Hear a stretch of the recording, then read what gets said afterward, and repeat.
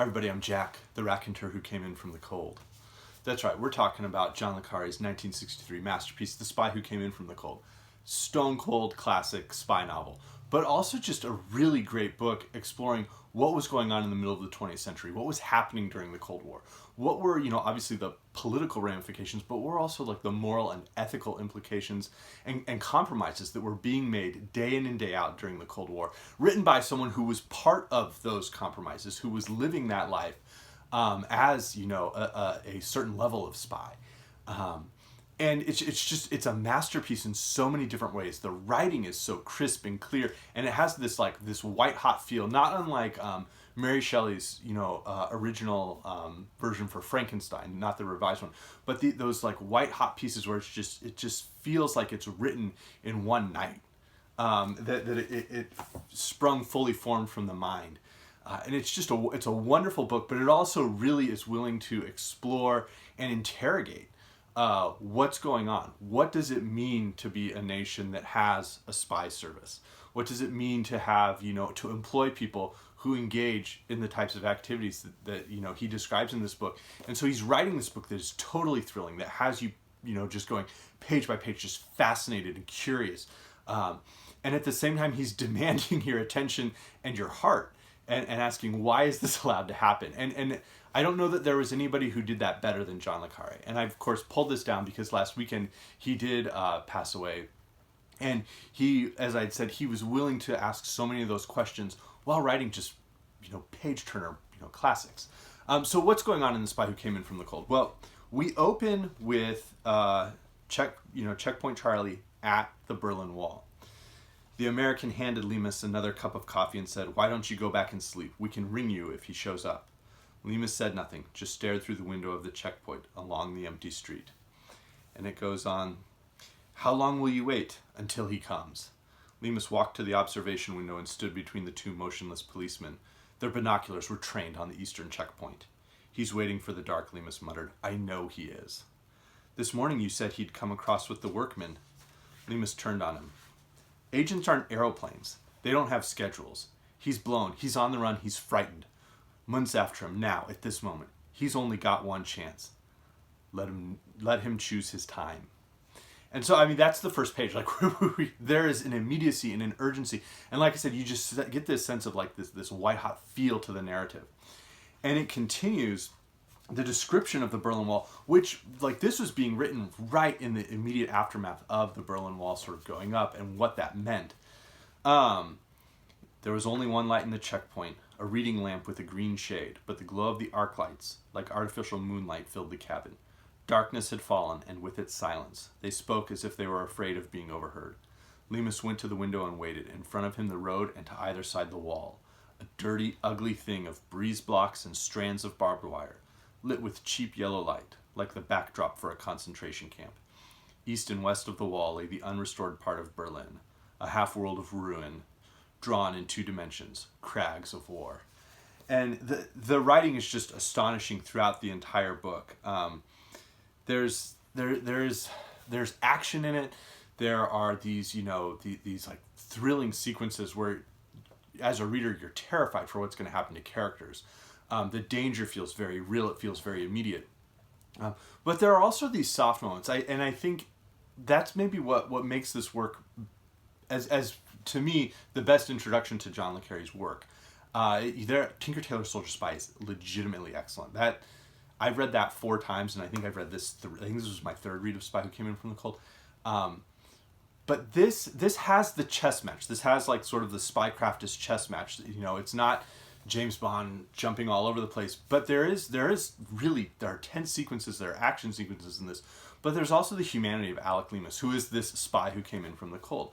And so after the disaster that the book begins with, he's brought in and sort of asked, "Hey, do you have it in you for one more mission?" Sort of that archetypal question. "I wondered whether you were tired, burnt out." There was a long silence. "That's up to you," Leamas said at last. "We have to live without sympathy, don't we? That's impossible, of course. We act it to one another. All this hardness. But we aren't like that, really. One can't be out in the cold all the time. One has to come in from the cold. Do you see what I mean?" Leamas saw, and it goes on. I want you to stay out in the cold a little longer. Leamas said nothing, so Control went on. The ethic of our work, as I understand it, is based on a single assumption. That is, we are never going to be aggressors. Do you think that's fair? And so Leamas goes on into, we don't really know what the whole mission is. And that's part of the beauty of the novel is we see Leamas having these interactions back in, Britain, in London. And we meet Liz Gold, who's just this astonishing character. And to my mind, one of the two best female characters John le Carré ever wrote. I think that's one of the knocks sometimes that Tinker Tailor and some other books get, is that they're almost all the characters who have any agency are men. But Liz Gold has this sense of agency. She has this sense of life. We get in her mind in a really thorough way, in a very natural way, and it works. And so the plot unfolds. Leamas is involved. We know he's some type of double agent, but it's never quite clear what exactly he's doing. And then it becomes clear that even he doesn't know all of the plots that Control and George Smiley and the other characters who we come to know across the sequence of le Carré's novels, what they're actually plotting.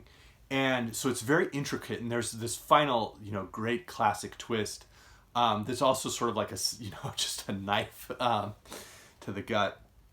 But to sort of close with should you read this? Yes. But there is sort of this sense of, here's the worldview of Alec Leamas.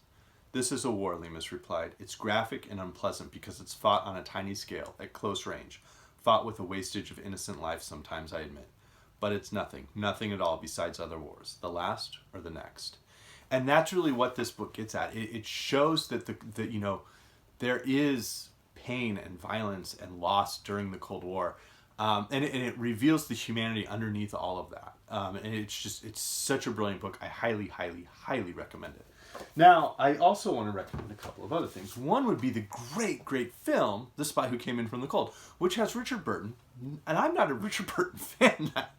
He's great in Beckett, but Peter O'Toole is better. But not really a huge Richard Burton fan. He's great in 1984 as well. But he's perfect as Alec Leamas in this. But it also has Claire Bloom as Liz Gold, and she is just astonishing in the film. And it's one of, to my mind, one of the last great black and white films, and it captures so much of what is, terrifying and dangerous in the book.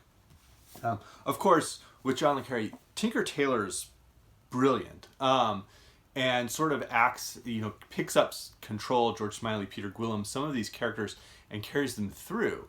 But the sequel to Tinker Tailor, The Honourable Schoolboy, is also a really brilliant book, and that I think kind of gets underrated, underplayed sometimes.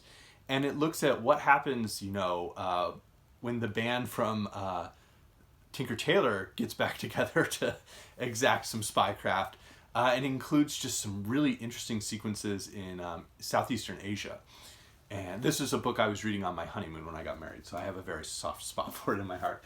The other character, of course, from le Carré, who I think works really well, the female perspective, would be Charlie in The Little Drummer Girl, which also had a great adaptation recently with Florence Pugh. And this is another great book, and one that's one that doesn't necessarily get into the Cold War in the same way. I mentioned that it's very different from the works of Ian Fleming. I would say From Russia with Love is my favorite Ian Fleming novel, but the one piece of writing that I think Ian Fleming nailed, where he nailed so much of what John le Carré was also pushing at, is in the short story The Living Daylights. And I actually did a video on this almost a year ago. It was one of my early videos. I think it was the second week, maybe the third week I was putting these up. But I'll link that in here. You can see, I don't know, if I improved. Another great, great, great English spy novelist would be Len Deighton. And Funeral in Berlin feels, not just with Berlin, but has the feel of a John le Carré novel. Let me see, what else do we have? In terms of sort of a U.S. writer who feels closest to le Carré, my pick would be Charles McCarry. They're right. They have some last name letters that are similar. The Last Supper would be the single novel that feels closest to Tinker Tailor and Spy Who Came from the Cold and those other works. And then, of course, The Quiet American by Graham Greene should be mentioned, especially in conjunction with The Honourable Schoolboy. Pre-Cold War, so during World War II, Alan Furst is one of my favorite go-to spy novelists. And I think some of the sort of the interrogations that John le Carré makes, not just in The Spy Who Came In From the Cold and in later novels, particularly right at the end with The Legacy of Spies, where that book essentially looks back at The Spy Who Came In From the Cold and, you know, the Carla trilogy, and really interrogates those. And those are his masterpieces that were so successful. But someone who made, I think, some similar arguments, Arthur Koestler's Darkness at Noon, but also George Orwell and many of his works and many of his essays.